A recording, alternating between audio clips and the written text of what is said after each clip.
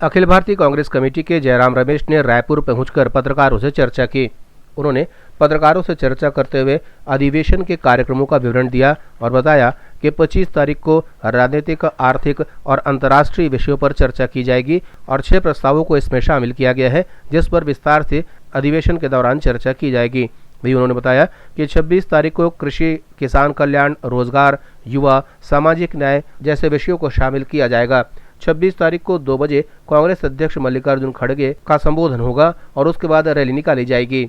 उन्होंने ये भी बताया कि भारत जोड़ो यात्रा की सफलता से भाजपा घबरा गई है। वहीं उन्होंने पवन खेड़ा पर हुई कार्यवाही को लेकर के डेमोक्रेसी की हत्या का हवाला दिया। उन्होंने ये भी कहा कि सुप्रीम कोर्ट से जो फौरी तौर से राहत मिली है, उससे स्पष्ट हो जाता है कि अभी इस देश में न्याय जिंदा है। हमने देखा करीब 5 महीने तक भारत जोड़ो यात्रा के दौरान किस तरीके से भारत जोड़ो यात्रा पर, राहुल गांधी जी पर, कांग्रेस पार्टी पर किस तरीके का हमला हुआ, कैसे कैसे टिप्पणियां आई, जो आलोचना हुई बीजेपी के नेता, प्रवक्ता और कई मंत्रियों से, यह बिल्कुल साफ हो गया था कि भारत जोड़ो यात्रा से बीजेपी घबराई हुई है।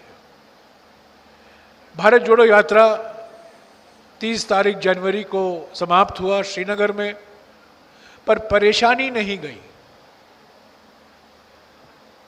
घबराहट नहीं गई।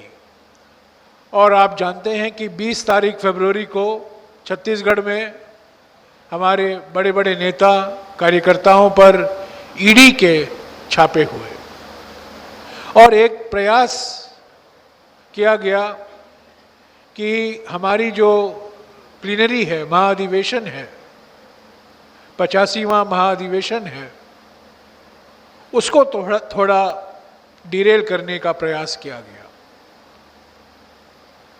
और इसी श्रृंखला में आज सुबह आपने देखा मोदी सरकार की प्रतिशोध की राजनीति, धमकी की राजनीति, उत्पीड़न की राजनीति का एक नया मिसाल हमारे मीडिया डिपार्टमेंट, पब्लिसिटी डिपार्टमेंट के अध्यक्ष पवन खेड़ा को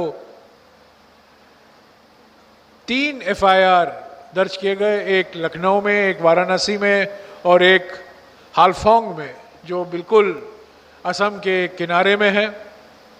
आजकल अगर किसी विपक्ष नेता को गिरफ्तार करने की जरूरत पड़ती है बीजेपी को, तो असम के मुख्यमंत्री बड़े सक्रिय हो जाते हैं और असम के कुछ बहुत दूर से पुलिस के थाने में एफआईआर दर्ज होता है।